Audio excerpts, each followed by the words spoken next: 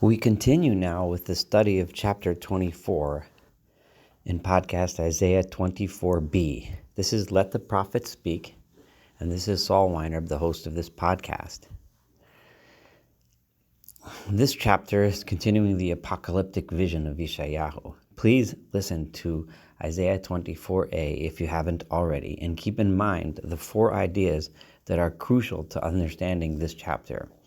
Quickly to remind you, the first idea is the idea of universalism, that the God of Israel is the God of the entire world. 2, the idea that the suffering of the apocalypse is not the desired goal, but rather it is designed to bring people to see the justice of God and to come back to Him. Number 3, the idea that corrupt societies abuse the very earth and environment within which they live, and the natural consequence of this is to suffer from the earth itself. And 4, that salvation and the recognition of God in the future can come from anywhere, even from far away and unknown peoples. Isaiah continues the theme from verses 1 to 5, which we studied in the last podcast, regarding the corruption and pride of the people and their abuse of the very earth in which they lived. Let's continue from verse 6. Al kain Allah avla eretz, vayeshmu yoshveva. Al kain choru yoshve eretz, v'nish'ar enosh mizar. Therefore, because the people were corrupt and they ignored justice, and they ignored the covenant between them and God, this is why a curse consumes the earth. This is why the people who dwell on the land suffer punishment. This is why people are dying and the inhabitants of the world are dwindling and only a few are left. The idea that the suffering is not purposeless, but because of a reason that will be obvious to society when they finally are honest with themselves. Avel tirosh lolagafen ne'enchu kol simchei lev. Isaiah here begins to describe how people first try to ignore the signs. How do they do that? They turn to wine and substances. They turn to parties and pretending that nothing is happening. But eventually these fail. The vines of the grapes begin to fail. Those happy hearts of the people begin to turn to crying. Shavas misos tupim, chodal she'on alizim, shavas misos kinar.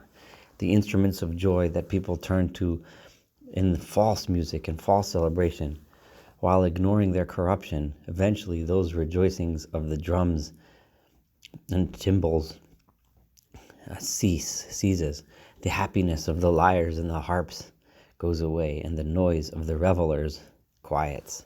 Bashir lo yishtu yayin, yemar shechar l'shosav. No longer will they drink wine and song.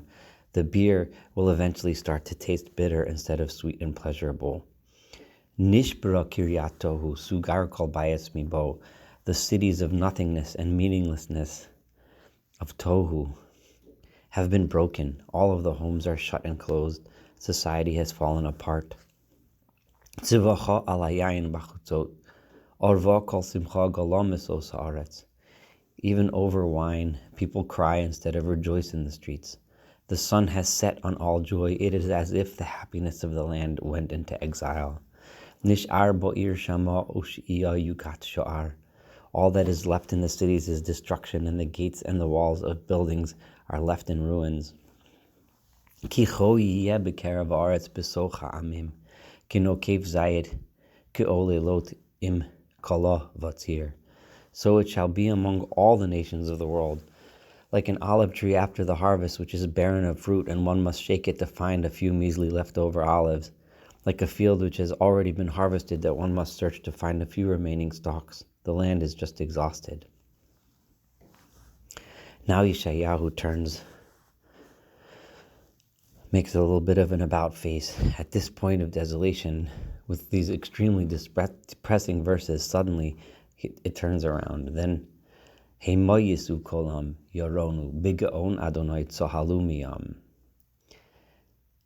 Yeshayahu described the meaningless songs, the meaningless music, but all of a sudden, once the people before tried to turn to wine, they tried to ignore the signs by singing and partying uselessly, but they finally look around themselves and see the justice of God.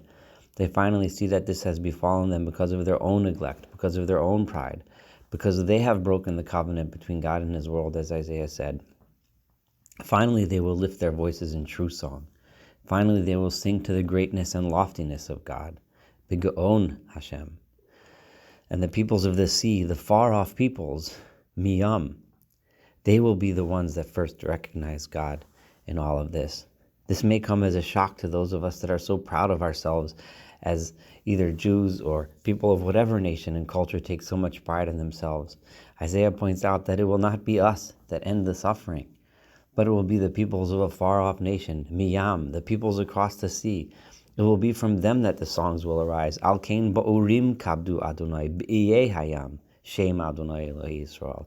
It will be in the Urim. I'm going to translate that as the lands of light, although it may mean Urim as in Ur Kasdim, the far-off lands in the Middle East, just out there. Or it could mean the lands of light, where they finally recognize it. That's where they will begin to honor God. B'iyeh hayam, the far-off islands of the sea. That is where they will rejoice and sing in the name of the God of Israel. Note that Yeshayahu is still calling God the God of Israel, even though he's being recognized not in Israel, but by the Iyeh hayam, the people out there. The idea is,